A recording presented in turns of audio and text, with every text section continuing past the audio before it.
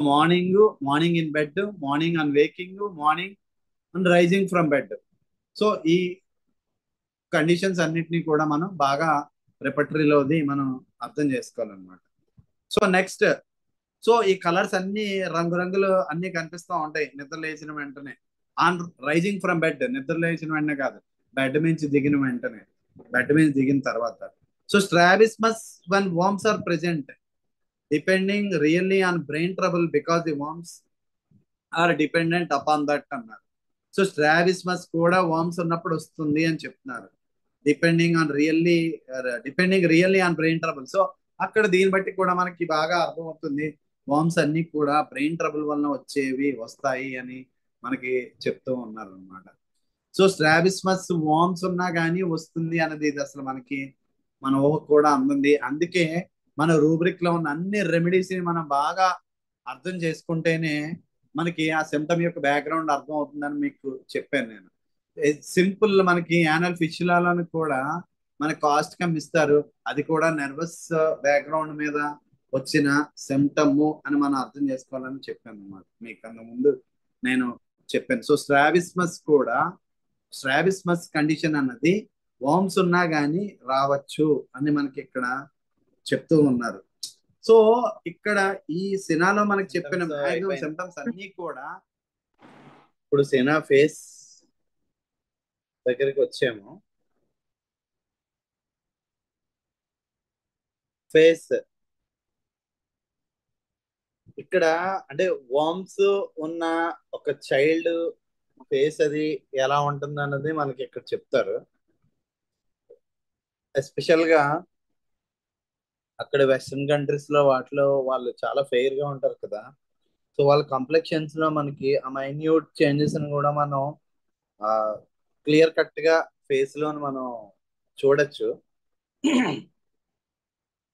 ఇక్కడ ఏం చెప్తున్నారంటే face sunken pallid, rings of nose drawn in, blue ring or grey streak around the mouth అంటున్నారు.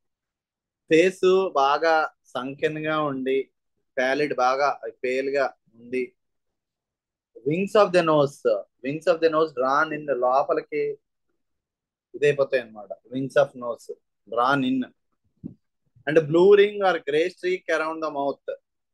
ఈ మౌత్ చుట్టూ కూడా ఒక బ్లూ రింగ్ లాంటిది లేదా ఒక గ్రే స్ట్రీక్ మనం చూస్తూ ఉంటాం అన్నమాట.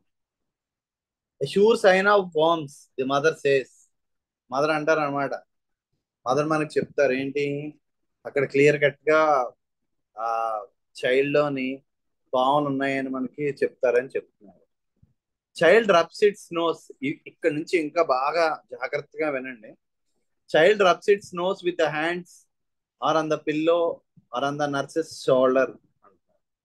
చైల్డ్ అలా ముక్కుని బాగా రబ్ చేసుకుంటారు చేతులతోని లేదా పిల్లోతోని, లేదా నర్సు షోల్డర్ మీద పడుకొని అక్కడ కూడా అలా ముక్కుని మొత్తం రబ్ చేసుకుంటూ ఉంటారు అన్నమాట. Child bores into the nose until the blood come అన్నారు. సో వేళ్ళు పెట్టి లోపలికి, ముక్కు లోపలికి వేళ్ళు పెట్టి బోరింగ్ అన్నమాట, లోపలికి ఇలా కొలుక్కుంటారు బాగాను. ఎంతవరకు అంటే బ్లడ్ వచ్చేంత వరకు కూడా వాళ్ళు ఇచ్చేసుకుంటూనే ఉంటారు. సో మనకి యారమ్ ట్రిఫైలం వినే ఉంటారు మీరు. యారమ్ ట్రిఫైలం లోని picking of the nose and picking of the lips until the bleed అని చెప్తారు. అంటే లిప్స్ ని, నోస్ ని అలా పిక్ చేసుకుంటూ ఉంటారు. పిక్ చేసి అంటే పీకి పీకి పీకి బ్లడ్ వచ్చినా గానీ వాళ్ళు పీకుతూ ఉంటారు ఆ రెమెడీలో, యారమ్ ట్రిఫైలంలో.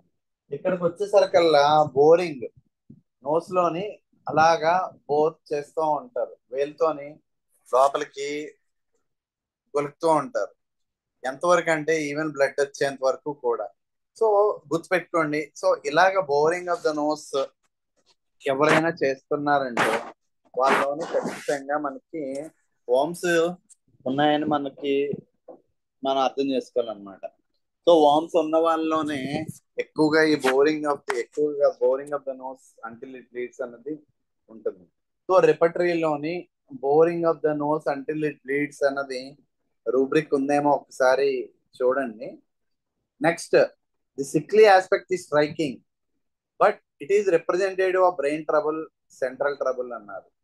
సో ఈ సిక్లీ ఆస్పెక్ట్ ఏదైతే ఉందో అదంతా కూడా representative of brain trouble, central trouble అంటున్నారు. The brain symptoms are the highest and most important. So brain symptoms అన్ని కూడా highest, most important. It frightened, whipped, if frightened, whipped or scolded the brain is disturbed and the stomach is disordered అన్నారు. So వాళ్ళు భయపడినా, వాళ్ళని ఎవరన్నా కొట్టినా లేదా వాళ్ళని ఎవరన్నా తిట్టినా కానీ బ్రెయిన్ డిస్టర్బ్ అయిపోయి స్టమక్ డిజార్డర్ అయిపోతూ ఉంటుంది అన్నమాట. So that is so important. They get indigestion and breed worms, white or blue appearance about the mouth, grinding of the teeth during sleep అన్నారు. సో వాళ్ళకి ఇండైజెషన్ వచ్చేసి లోపల వామ్స్ అన్ని కూడా బ్రీడ్ అవుతాయి. White or blue appearance about the mouth, grinding of the teeth during sleep. So ఒకసారి grinding of the teeth sleep during rubric ఒకసారి తీయండి Kent రెపటరీలోని.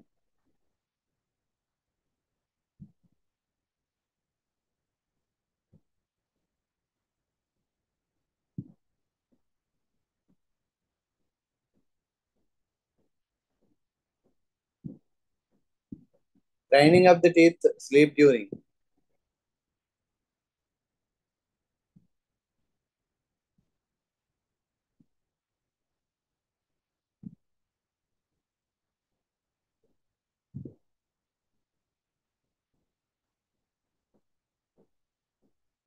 Sir, 432 page, sir. Sleep during grinding of teeth. అందులో first grade లో remedies చెప్పండి. Arsenic album, belladonna, causticum, cina, tuberculinum. Okay, so ఇక్కడ గుర్తుపెట్టుకోండి. So ఈ simple grinding of the teeth during sleep అంటే నిద్రలోని పళ్ళు కొరకడం అని ఏదైతే ఉందో అది మనకి ఇక్కడ ఈ రెమెడీలో మనం చదువుకున్నట్టు కంపల్సరీగా వామ్ టెండెన్సీ ఉన్నట్టు వాళ్ళలోని. సినా లేదండి అందులో? ఉంది సార్, సినా ఉంది. ఓకే, సో అది వామ్ టెండెన్సీ వాళ్ళలోని ఉన్నట్టు. So grinding of the teeth ఎవరైనా నిద్రలో పళ్ళు కొరుకుతున్నారంటే వాళ్ళలోని 100% వామ్స్ ఉన్నాయని అర్థం చేసుకోవాలి. లేదా ఇంకొకటి ట్యూబర్కులర్ టెండెన్సీ వాళ్ళలోని 100% ఇట్స్ ఏ ట్యూబర్కులర్ తత్వం వాళ్ళలోని ఉందని అర్థం చేసుకోవాలి మనం. Second point.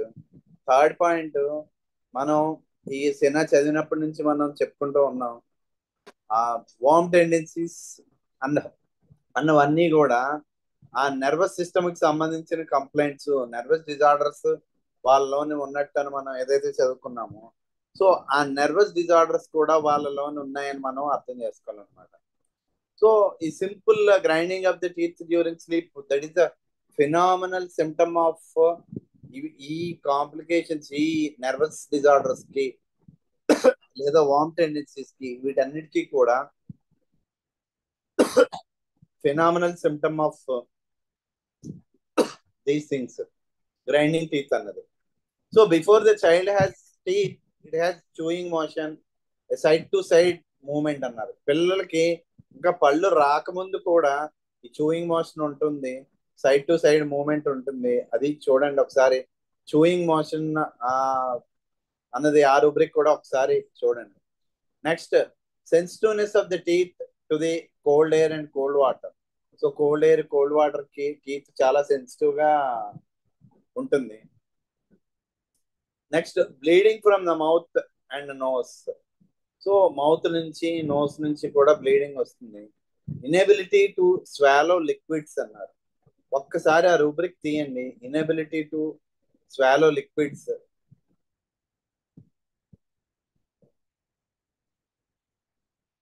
Difficulty in swallowing liquids rubric తీయండి ఒకసారి.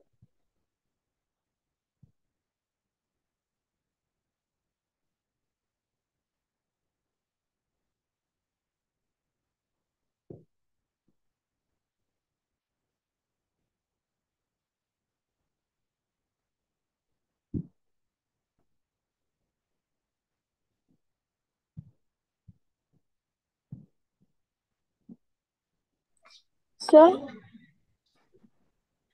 వైదర్శి చెప్పండి. sir, page 467, throat swallowing difficult. Throat swallowing difficult, ఇంకా లిక్విడ్స్. ఒక్క నిమిషం.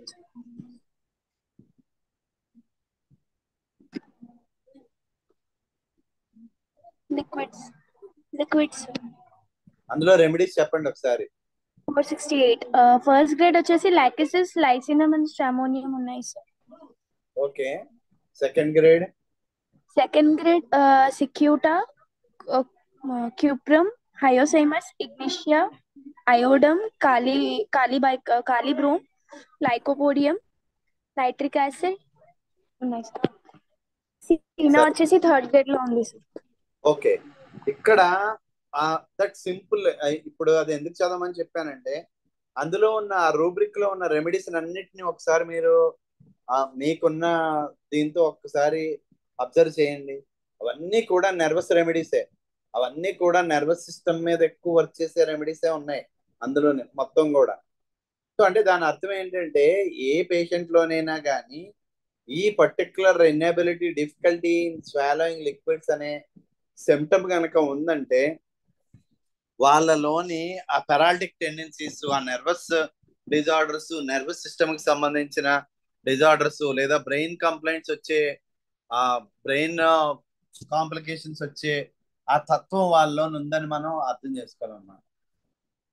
సో మనం గనక రైట్ రెమెడీని సెలెక్ట్ చేసి మందు ఇచ్చిన తర్వాత వాళ్ళలోని గనక ఈ ఫినామినల్ స్టేట్ ఏదైతే ఉందో అది ఎప్పుడైతే పోతుందో, దాని అర్థం ఏంటంటే వాళ్ళలోని ఇంటర్నల్ గా మనం ఆ కాంప్లికేషన్ ని మనం చాలా వరకు మనం రిమూవ్ చేసిన వాళ్ళం అవుతామని మనం అర్థం చేసుకోవాలి.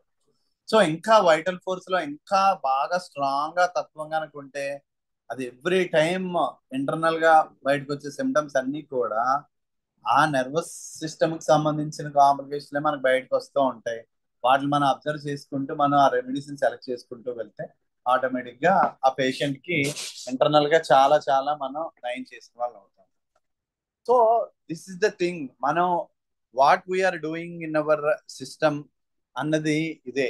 సో ఆ ఇంటర్నల్ గా ఉన్న ఆ తత్వాన్ని మనం ముందే తెలుసుకొని, అది ఫినామినల్ స్టేట్ నుంచి physiological and pathological and incurable states కి వెళ్ళక ముందే మనం వాటిని ట్రీట్ చేసి వాళ్ళలోని మనం పూర్తిగా ఆ తత్వాన్ని మనం రిమూవ్ చేస్తూ ఉంటాం అన్నమాట. So that is so important. So ప్రతి సిమ్టమ్ ని, ప్రతి రూబ్రిక్ ని కూడా బాగా అర్థం చేసుకోవడానికి ప్రయత్నం చేయండి. అందులో ఉన్న రెమెడీస్ ఏమున్నాయో వాటిని బాగా కనుక మనం చూస్తే మనకి చాలా వరకు అర్థం అవుతుంది. ఓకే, అది ఏ బ్యాక్గ్రౌండ్ మీద వచ్చింది అన్నది. ఫర్ ఎగ్జాంపుల్, మీకు ఇరిటబిలిటీ, హెడేక్ డ్యూరింగ్ అని ఒక సింపుల్ సిమ్టమ్ ఉంటుంది చూడండి. అందులో మనకి సిఫిలినం ఫస్ట్ గ్రేడ్ లో ఉంటుంది. సో అంటే దాని అర్థం ఏంటంటే, ఆ సిమ్టమ్ ఎవరిలోనైతే ఉందో వాళ్ళలోని ఖచ్చితంగా ఆ సిఫిలిటిక్ మయాజం ట్రైట్ ఆ ఇంటర్నల్ గా ఉందని మనం బాగా అర్థం చేసుకోవాలన్నమాట. So next, bleeding from the inability to swallow liquids, they gurgle down the oesophagus before and after convulsions అన్నారు. సో కన్వల్జన్స్ కి ముందు తర్వాత లిక్విడ్స్ తీసుకుంటే గర్గిల్ డౌన్ అంటే ఒక రకమైన సౌండ్, ఆ సౌండ్ వస్తుంది అనమాట, గర్గ్లింగ్ సౌండ్ వస్తుంది అనమాట ఆ ఈసోఫాగస్ లోనే, కన్వల్షన్స్ ముందు తర్వాత. when the head symptoms are present, head symptoms కనుక ఉంటే milk or water gurgles down the oesophagus with a gurgling cluck అంటున్నారు. సో హెడ్ సిమ్టమ్స్ అయ్యి ఉన్నప్పుడు మిల్క్ కానీ వాటర్ కానీ తాగినప్పుడు ఇట్ గర్గిల్స్ డౌన్. అలాగా మనకి గర్గిలింగ్ అంటే మనం వాటర్ ఒక గ్లాసులో పోసినప్పుడు వస్తుంది చూసారా సౌండ్, ఒక సౌండ్ ఇంచుమించు ఆ సౌండ్ లాగా వస్తూ ఉంటది అనమాట. సో ఆ గర్గిలింగ్ సౌండ్ వచ్చి గర్గిల్స్ డౌన్ ది ఈసోఫాగస్ విత్ గర్గిలింగ్ క్లక్, టక్మని ఒక ఆ గొడగొడ సౌండ్ వచ్చి టక్మని ఇది వస్తుంది, క్లక్ లాంటిది వస్తుంది అనమాట. This is present in diarrhoea and vomiting with brain symptoms. So diarrhoea, vomiting కూడా ఉన్నప్పుడు బ్రెయిన్ సిమ్టమ్స్ తో పాటుగా ఈ గర్గిలింగ్ అన్నది తీసుకున్నప్పుడు వస్తుంది అనమాట. అందుకే మనకి ఈ క్యుప్రంలోని వాటిలోని కూడా చూడండి మీకు ఆ గర్గిలింగ్ సౌండ్స్ గురించి మనకి బాగా చెప్తారు. సో ఈ సింపుల్ గర్గ్లింగ్ సౌండ్ బట్టి కూడా మనం ఆ ఇంటర్నల్ గా వాళ్ళలోని ఆ బ్రెయిన్ కాంప్లికేషన్స్ ఉన్నాయి అని మనం అర్థం చేసుకోవచ్చు అనమాట. సో ప్రతి పేషెంట్ చెప్పే ప్రతి సిమ్టమ్ వెనకాల ఏం జరుగుతుంది, ఇంటర్నల్ గా ఏముంది అన్న దాన్ని మనం అర్థం చేసుకోవడానికి ప్రయత్నం చేస్తూ ఉంటే మనకి ఆ ఇంటర్నల్ గా జరిగే వచ్చే ఆ కాంప్లికేషన్స్ అన్నిటిని మనం బాగా అర్థం చేసుకోగలుగుతాం. Next, arsenic and cuprum are also prominent in gurgling down the oesophagus when swallowing. ఇందాక చెప్పాను కదా క్యుప్రమ్ లో ఉంటుందని. సో ఇక్కడ చెప్తున్నారు ఆర్సెనిక్ క్యుప్రమ్ లోని కూడా చాలా ప్రామినెంట్ గా ఉంటుంది gurgling down the oesophagus when swallowing అని చెప్తున్నారు. Choreic movements extend to the tongue. Choreic movements, chorea, మనకి కొరియా అన్నది రూబ్రిక్ మనం ఎక్కడ చూస్తాము, ఏ చాప్టర్ లో చూస్తాము, ఏమని ఉంటుంది?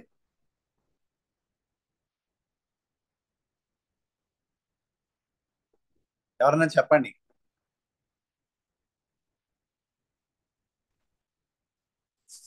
Generality sir. జనరాలిటీస్ లో రూబ్రిక్ తీసి ఒకసారి చెప్పు.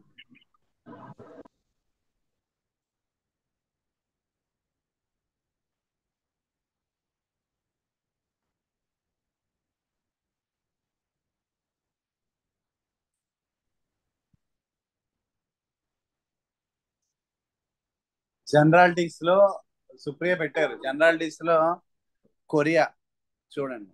సో ఇక్కడ choreic movements extend to the tongue అన్నారు. మీకు అంతకు ముందు చెప్పాను ఈ కొరియాతో పాటు. పేజ్ నెంబర్ చెప్పండి. 1347 సార్. ఓకే, ఈ కొరియాతో పాటుగా మన కెటలెప్సీ అనే ఒక రూబ్రిక్ ఉంటుంది. అంతకు ముందు కూడా నేను చెప్పాను, బట్ మళ్ళా ఐ వాంట్ టు రిమైండ్. కెటలెప్సీ అనే ఒక రూబ్రిక్ ఉంటుంది చూడండి. మనకి టెక్స్ట్ బుక్ ఆఫ్ మెడిసిన్ చదివిన వాళ్ళకి తెలుస్తుంది. టెక్స్ట్ బుక్ ఆఫ్ మెడిసిన్ లో మనకి ఎపిలెప్సీ చాప్టర్ కనుక చూస్తే అందులోని grand mall and Pettit mall అని మనకు చెప్తారు, డిఫరెన్షియేట్ చేస్తారు grand mall and Pettit mall లో.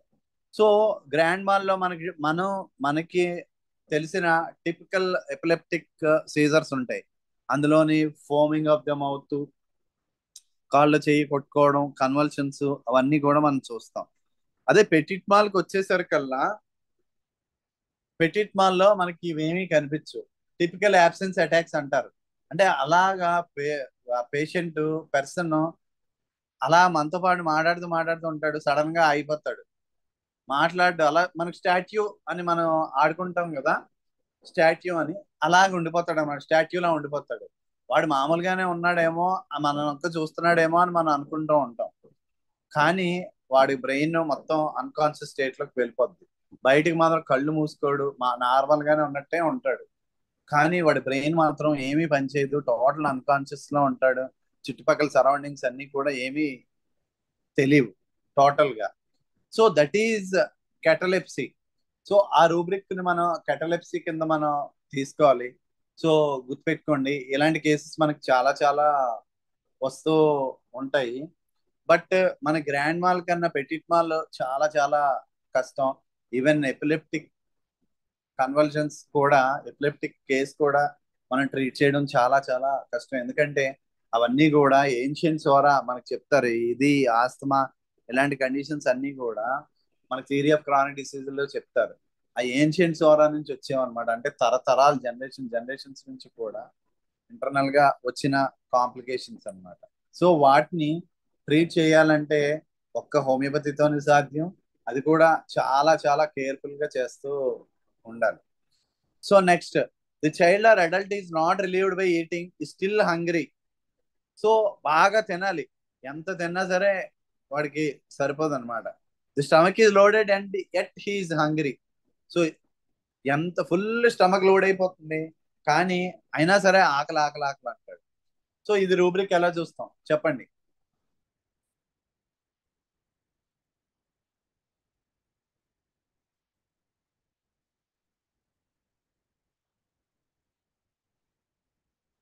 సో ఏం చెప్తున్నారు? స్టమక్ ఫుల్ అయిపోయింది, ఫుల్ గా ఉంది, అయినా సరే వాడికి ఆకలేస్తుంది.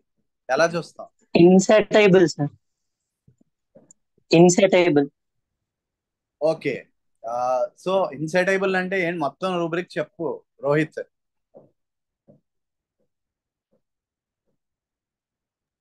అది ఏ చాప్టర్ లో? Stomach appetite insatiable. Stomach appetite insatiable అంటే ఎంత తిన్నా సరే ఇంకా ఇంకా ఆకలేస్తూ ఉంటుంది. సో ఇందులోని ఇవన్నీ కూడా మనం గ్రేడేషన్స్ బట్టి చూసుకోవాలి. ఎపటైట్ ఇంక్రీజ్డ్ ఉంటుంది, ఎపటైట్ రెవెనస్ ఉంటుంది, ఎపటైట్ కెనైన్ ఎక్సెసివ్ ఉంటుంది. సో ఇక్కడ రెవెనస్ ఉంటుంది. రెవెనస్ మొత్తం చదవండి, అది రూబ్రిక్ మొత్తం చదువు Rohit.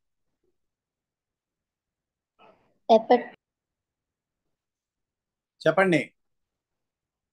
Stomach appetite increased, stomach appetite, ravenous, canine, excessive.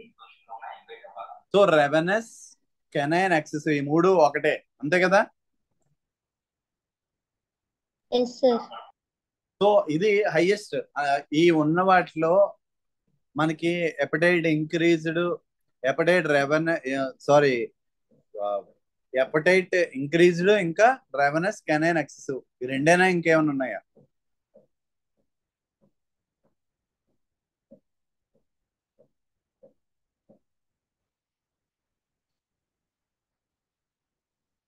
Appetite insatiable, appetite ravenous, release without sir. Canine, excessive and insatiable మూడు సార్ రిలీజ్ వితౌట్ ఇంక్రీజ్డ్ ఒకటి, ఇంక్రీజ్డ్ కన్నా రెవెనస్, కెనైన్, ఎక్సెసివ్ అనేది సెకండ్ స్టేజ్, ఇన్సైటబుల్ అనేది third stage అన్నమాట.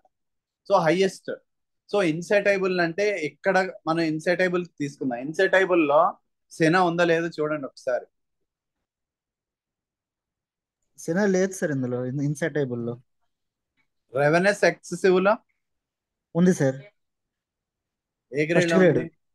First grade లో ఉంది sir. Okay, ఇప్పుడు మనం ఇన్సైటబుల్ లో ఎక్కువగా తీసుకుంటామా, రెవెనస్, కెనైన్, ఎక్సెసివ్ హైయెస్ట్ డిగ్రీ కింద తీసుకుంటాము? రెవెనస్ అనుకుంటా సార్.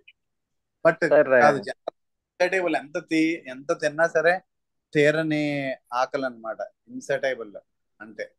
రెవెనస్, కెనైన్, ఎక్సెసివ్ అంటే పిచ్చగా తినడం అన్నమాట. సో ఇక్కడ మనం ఇక్కడ మనకి చెప్పింది stomach is loaded and at he's hungry. So ఎంత లోడ్ అయినా కానీ ఇంకా ఇంకా వీడికి ఆకలి వేస్తుంది. సో ఎపటైట్, రెవెనస్, ఎక్సెసివ్ ఎవరో పెట్టారు చూడండి. సార్ రిలీజ్ వితౌట్ అంటే సార్. ఎపటైట్, రెవెనస్, ఈటింగ్ తిన్న వెంటనే మళ్ళా ఆకలి. సో ఇక్కడ మనకి చెప్పింది కరెక్ట్ రూబ్రిక్ అదే అన్నమాట. సో తిన్న వెంటనే ఆకలి cina. Next, after vomiting you would expect there would be an aversion to food, but there is in cina the same empty hungry feeling అన్నమాట. సో వామిటింగ్ అయిన తర్వాత మనకి జనరల్ గా ఏమవుద్ది, వాడికి ఫుడ్ తినాలనిపించదు. కానీ సినాలోకి వచ్చేసరికల్లా సేమ్ ఎంప్టీ హంగ్రీ ఫీలింగ్, మళ్ళా ఇంకా ఇంకా తినేయాలన్నంత ఆ ఫీలింగ్ ఉంటుంది అన్నమాట. వాళ్ళు అంత ఆకలి ఎక్కువగా ఉంటుంది. సో ఇది కూడా గుర్తుపెట్టుకోండి, ఈ పిచ్చ ఆకలి ఎవరిలోనైతే ఉందో వాళ్ళలోని కూడా ఆ నర్వస్ డిజార్డర్స్ ఉన్నట్టు, వాళ్ళలోనే ఆ వర్మ్ టెండెన్సీస్ ఉన్నట్టు మనం అర్థం చేసుకోవాలన్నమాట. సో ఇది మనం ఎలాగ అప్లై చేయాలి పేషెంట్ లో అన్నది మీకు చెప్తాను. సో మనకి ఈ సిమ్టమ్స్ చెప్పారు ఆల్రెడీ. ఫ్యామిలీ హిస్టరీలోని మనకి అంత సరైన ఇన్ఫర్మేషన్ ఏమీ ఇవ్వలేనప్పుడు ఈ సిమ్టమ్స్ చెప్పినప్పుడు ఖచ్చితంగా మనం ఆ ఫ్యామిలీలో నర్వస్ డిజార్డర్స్ ఏమన్నా ఉన్నాయేమో మనం వీ హ్యావ్ టు ఎంక్వైర్. మనం మళ్ళా అడిగి చూడమని, ఎవరికైనా ఉన్నాయా, ఏమన్నా వచ్చాయా అని మనం అడిగితే వాళ్ళు అప్పుడు గుర్తు చేసుకున్నా ఉందండి, ఇది ఉందండి, అది ఉందండి అని చెప్తారు. ఒకవేళ గనక లేకపోతే ఖచ్చితంగా వాళ్ళలోని వస్తుంది, ఇప్పుడు ఎవరైతే ఉన్నారో వాళ్ళలోని రావచ్చు అని మనం అర్థం చేసుకోవాలన్నమాట. So these things are so important. ఇలాంటివన్నీ కూడా మనకి చాలా చాలా ఇంపార్టెంట్. ఇలాంటి సిమ్టమ్స్ ని బట్టి వాళ్ళ బ్యాక్గ్రౌండ్ మనం బాగా అర్థం చేసుకోవడానికి మనకి హెల్ప్ అవుతుంది. So materia medica, whatever the materia medica we are studying, whatever the symptoms we are going through, ఇవన్నీ కూడా మనం ఆ బ్యాక్గ్రౌండ్ ని మనం తెలుసుకోవడానికి, సిమ్టమ్ మెమరైజ్ చేసుకోవడానికి కాదు. More than the memorising the symptom, the background of the symptom is so important. So next, when there is gnawing in the stomach after eating, or when the child has taken all it can hold, yet cries for the bottle, or empties its stomach by spitting up and vomiting the food, and then reaches out whining and crying for more, think of cina అన్నారు. So ఈ తిన్న వెంటనే తిన్న తర్వాత కూడా ఇంకా జ్ఞాయింగ్ feeling లోపల, ఇంకా ఆకలి తీరలేదు అన్న ఫీలింగ్ ఉన్నా, లేదా పిల్లోడు మొత్తం అంతా వాడికి పెట్టిందంతా తీసుకొని తాగేసి మళ్ళా బాటిల్ కోసం ఏడుతున్నాడంటే, లేదా స్టమక్ మొత్తం వామిటింగ్ అయిపోయి మొత్తం లోపలంతా బయటకు వచ్చేసి ఫుడ్ ని వాటిని వామిట్ చేసుకొని మళ్ళా ఏడుస్తూ ఉంటాడు ఫుడ్ కోసం, అప్పుడు థింక్ ఆఫ్ సినా అని మనకి చెప్తూ ఉన్నారు. Shuddering when drinking wine as if it were vinegar అన్నారు. సో వైన్ తాగేటప్పుడు షడ్డరింగ్ వస్తుందంట, అదేదో వెనిగర్ తాగినంత ఫీలింగ్, వెనిగర్ తాగినట్టు. సో షడ్డరింగ్ వస్తుందంట వెన్ డ్రింకింగ్ వైన్. గుర్తుపెట్టుకోండి, మనకి కార్బోవిజ్ లో చెప్తారు, కార్బోవిజ్ లోని చాలా అద్భుతంగా కెంట్ చెప్తారు. ఈవెన్ వైన్ ని గనక అక్కడ అందరికి వైన్ గనక పక్కన ఉన్నోడికి వేస్తున్నా సరే వీడికి ఫుల్, వీళ్ళలోని మనకి ఆ గూస్ బంప్స్ లాంటివి వస్తాయని మనకి చెప్తారు అనమాట. సో వైన్ ఆఫర్ చేసినప్పుడు కూడా, వైన్ తాగినప్పుడు ఒకవేళ ఈవెన్ తాగనవసరం లేదు, పక్కన ఉన్న వాళ్ళకి ఆ వైన్ మనం వేస్తూ ఉన్నా కానీ వీళ్ళలోని ఆ బ్లష్ వచ్చేస్తుందంట, కార్బోవిజల్ అని చెప్తారు. సో ఇలాంటి మైన్యూట్ సిమ్టమ్స్ కూడా మనకి రెమెడీ సెలెక్షన్ లోని చాలా చాలా హెల్ప్ అవుతాయని మనకి అర్థం చేసుకోవాలన్నమాట. So next, abdomen hard and bloated, very often the cina child will flop over on its belly and get to sleep in that way అన్నారు. సో అబ్డామిన్ హార్డ్ గా అయిపోయి ఫుల్ బ్లోటింగ్ వచ్చేస్తుంది, వెరీ ఆఫెన్ అని చెప్తున్నారు. చాలా సందర్భాల్లో సినా child ఆ belly మీద పడుకుంటదంట, పడుకొని అలా నిద్రపోతాడు. And get to sleep in that way. If it is turned on the side it wakes up again. ఒకవేళ మనం సైడ్ కనుక తిప్పామంటే కయ్యమని ఏడుస్తూ ఉంటాడు అనమాట, లేదా నిద్ర లేచిపోతాడు. While in the mother's arms it will go to sleep with abdomen resting on the mother's shoulder, but when she puts on the side in bed it wakens అన్నారు. సో మదర్ ఎత్తుకొని కనుక ఉంటే ఆ మదర్ షోల్డర్ మీద ఆ abdomen ని rest చేసుకుంటారు అనమాట. అదే గనక ఇలా పడుకోబెట్టామంటే చాలు, ఇంకంతే ఫుల్ ఏడుస్తూ ఉంటారు అనమాట, నిద్ర లేచిపోతాడు వెంటనే టక్కుమని. If you had a child with copious gushing violently fetid stool ameliorated by lying on the abdomen and it could have another stool if lying any other way, podophyllum అన్నారు, would be the remedy. So ఒకవేళ child కనుక copious gushing violent fetid stool కనుక అయ్యి ameliorated by lying on abdomen కనుక అయితే, and it would have another stool if lying any other way, ఎలా పడుకున్నా కానీ మళ్ళా మోషన్ అయిపోతూ ఉంటే podophyllum would be the remedy అని మనకు చెప్తున్నారు. That would not be cina, the cina stool is not very copious and off and white అన్నారు. సో అది కోపియస్ స్టూల్స్ ఎప్పుడైతే ఉన్నాయో అప్పుడు సినా ఇండికేట్ అవ్వదు అని చెప్తున్నారు. సో కోపియస్కి వచ్చేసరికల్లా మనకి అక్కడ పోడోఫైలం గురించి చెప్తున్నారు. Same lying on abdomen, but copious stool ఉంది కాబట్టి అక్కడ పోడోఫైలము. అదే సినాకి వచ్చేసరికల్లా కోపియస్ ఉండదు, బట్ వైట్ గా ఉంటుంది stool. Next, gagging cough in the morning లేచిన వెంటనే విపరీతమైన గ్యాగింగ్ కాఫ్. అంటే అక్కడ మనకి రిపటరీలోని స్టమక్ లోని కనుక మీరు చూస్తే రెచ్చింగ్ అని ఒక రూబ్రిక్ ఉంటుంది, గ్యాగింగ్ అని ఒక రూబ్రిక్ ఉంటుంది. ఎవరన్నా చెప్పగలరా రెచ్చింగ్ అంటే ఏంటి, గ్యాగింగ్ అంటే ఏంటి? అది మళ్ళా రేపు క్లాస్ లోని చెప్పండి. స్టమక్ లోని చూడండి, రెచ్చింగ్ ఒకటి గ్యాగింగ్ ఒకటి రెండు ఇస్తారు. స్టమక్ లో రెచ్చింగ్ అంటే ఏంటి, రెచ్చింగ్ ఎప్పుడు చూడాలి, గ్యాగింగ్ ఎప్పుడు చూడాలి అన్నది ఒకసారి చూసి రేపు చెప్పండి. Next, short hacking cough at night. So short hacking cough night time short hacking cough వస్తుంది. స్పాస్మోడిక్ కాఫ్, ఊఫింగ్ కాఫ్, ఈ కాఫ్స్ అన్నీ ఉంటాయి. ఓవర్ సెన్సిటివ్నెస్ టు టచ్ చేస్తే చాలు వీళ్ళు చాలా సెన్సిటివ్ గా ఉంటారు. Trembling, spasms, Korea. ట్రెమ్లింగ్స్ ఉంటాయి, స్పాజమ్స్ ఉంటాయి, కొరియా ఉంటుంది. స్పాస్మోడిక్ యానింగ్ లో కూడా చాలా స్పాస్మోడిక్ గా ఉంటుంది. చూడండి, యానింగ్ అంటే బాగా ఆవలింతలు. సో ఈ ఆవలింతలు కూడా ఎక్కువగా వచ్చే ఎవరిలోనైనా వస్తూ ఉంటే అది కూడా మనకి ఒక రకమైన నర్వస్ సిమ్టమ్స్ కింద మనం కన్సిడర్ చేసుకోవాలి. సో ఇక్కడ spasmodic yawning, child cannot sleep unless on the belly or in constant motion అన్నారు. సో వీడు ఓన్లీ బెల్లీ మీద అయినా పడుకుంటే నిద్రపోతాడు, లేదా కాన్స్టెంట్ మోషన్ లో ఉన్నా సరే పడుకుంటాడు అంతే. సో కాన్స్టెంట్ మోషన్ లో ఉండాలంటే అలా ఎత్తుకొని మనం అలా తిప్పాలి, లేదా అటు ఇటు ఇటు అటు తిరుగుతూ అన్నా ఉండాలి. అప్పుడు మాత్రమే ఈ చైల్డ్ నిద్రపోతాడు అనమాట. సో దీంతో మనకి సినా కెంట్ మెడికల్లోని అయిపోయింది. ఒకసారి రికార్డింగ్ ఆపేయండి.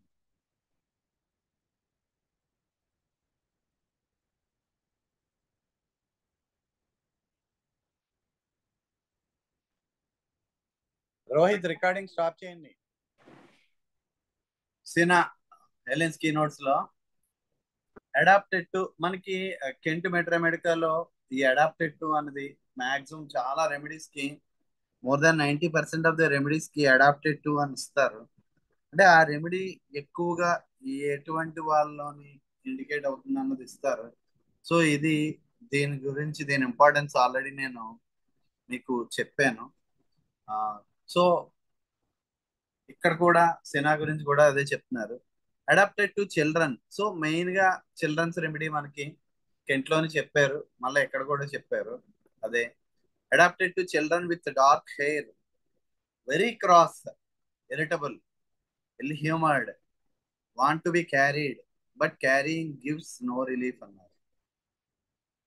సో ఇక్కడ పిల్లల్లోని డార్క్ హెయిర్ ఉంటది, బాగా డార్క్ గా ఉంటది హెయిర్ కలర్. ఇక్కడ మనకి హెయిర్ కలర్ గురించి చాలా చోట్ల ఎలెన్స్ కీనోట్స్ లో మనకి చెప్తా ఉంటారు. కానీ మనకి ఇది మన ఇండియాలో మన లొకేషన్స్ లో దాన్ని మనం డిఫరెన్షియేట్ చేసుకోవడం చాలా కష్టంగా ఉంటుంది కంపారిటివ్ గా. సో మనకి ఏవైతే అడాప్టేషన్ లోకి వస్తాయో, దేన్నైతే మనం ఇక్కడ బాగా డిఫరెన్షియేట్ చేసుకొని ఇవ్వగలుగుతాము, సో వాటి వరకు మనం బాగా కన్సిడర్ చేసుకొని ఇలా ఈ డార్క్ హెయిర్ అన్నది మనం ఇక్కడ మనం అప్లై చేయడం చాలా కష్టం. సో అందువల్ల దానికి అంత మనం వాల్యూ ఇవ్వలేము కంపారిటివ్ గా. So adapted to children with dark hair, very cross, irritable, ill humoured, want to be carried but carrying gives no relief.